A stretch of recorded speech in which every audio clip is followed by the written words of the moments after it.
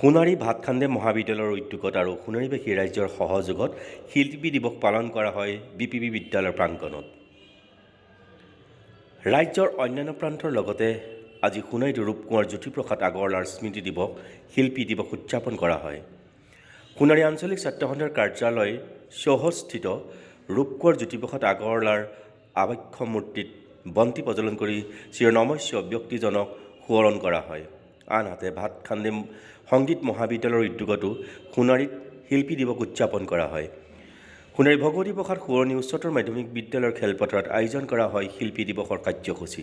চৰাইদেউ জিলাৰ উপায়ুক্ত পল বৰুৱাই উদ্বোধন কৰে অনুষ্ঠানটি আৰু বহুতো সংখ্যক বিশিষ্ট ব্যক্তি উপস্থিত থাকে এই অনুষ্ঠানটিত।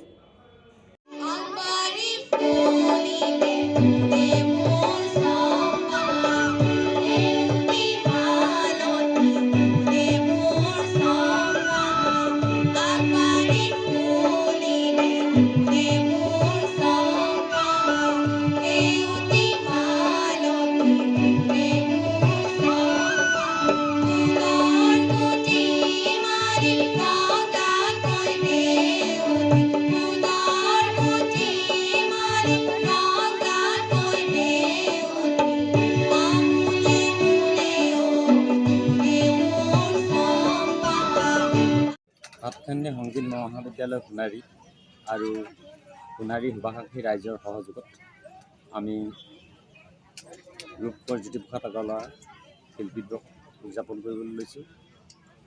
ইয়াত বিশেষ উদ্দেশ্য হ'ল কি আমাৰ শিল্পীজনক আমি কেনেধৰণে কৰিব পাৰোঁ তাৰ আগত ৰাখি আৰু তেখেতে আমাক বহুতখিনি গীতে মাতে দি থৈ গৈছে, সেইখিনি আমি কৰিছোঁ আৰু তাৰ লগতে ছাত্ৰ ছাত্ৰীসকলক এটা মঞ্চ দিয়াৰ উদ্দেশ্যেই আমি এই কাৰ্যসূচী আৰম্ভ কৰিছোঁ।